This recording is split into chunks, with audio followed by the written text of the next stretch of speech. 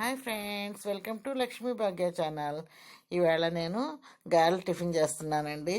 ఈ గారెల టిఫిన్ చాలా బాగుంటుందండి. దీనికి గారెలతో పాటు నేను కొబ్బరి పచ్చడి కూడా చేశానండి. గారెలు కొబ్బరి పచ్చడి టిఫిన్ కింద చాలా బాగుంటుంది. ఈవినింగ్ టైంలో చేసుకుంటే స్నాక్స్ కింద బాగుంటుంది. మనం మన ఇంట్లో అందరికీ ఎంతో ఇష్టమైన ఈ గారెల టిఫిన్కి కావాల్సినవి ఏంటో చూద్దామండి. దీనికి నేను ఒక హాఫ్ కిలో మినపప్పు తీసుకున్నానండి. దీన్ని శుభ్రంగా 2-3 సార్లు కడిగి దీనికి సరిపడా నీళ్ళు పోసుకుని నానతాకి పక్కన పెట్టుకోవాలండి. ఇది కనీసం నానతాకి 4 గంటలు పడుతుందండి. ఈలోగా నేను పక్కన 2 ఉల్లిపాయలు తీసుకున్నానండి. అల్లం ముక్క, 1 ఇంచు అల్లం ముక్క, ఒక 2 పచ్చిమిర్చి, జీలకర్ర, ఉప్పు తీసుకుని వీటికి మీ మినపప్పులోకి యాడ్ చేసుకోవాలండి. ఇదిగోండి మినపప్పు గ్రైండింగ్ చేసుకుంటే ఇలా ఉందండి.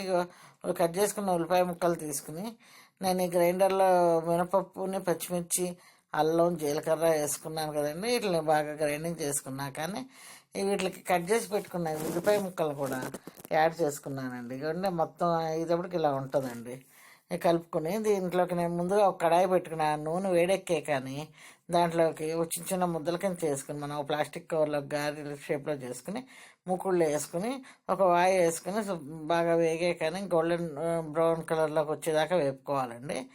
ఇది ఒక రెండో వైపు దీన్ని తిప్పుకుని మనం వేపుకోవాలండి. రెండు వైపులా దోరగా మంచిగా లైట్ బ్రౌన్ కలర్లోకి వచ్చే వరకు, గోల్డెన్ బ్రౌన్లోకి వచ్చే వరకు వేపుకోవాలండి.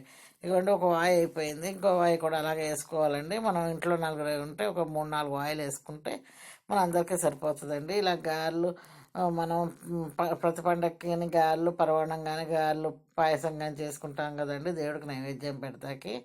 ఈ మినుము తింటే మంచిదని చెప్పి మనకి ఇలాంటివన్నీ పెట్టారండి మన పెద్దవాళ్ళు పండగలకి గారెలు అవి చేసుకోవాలని.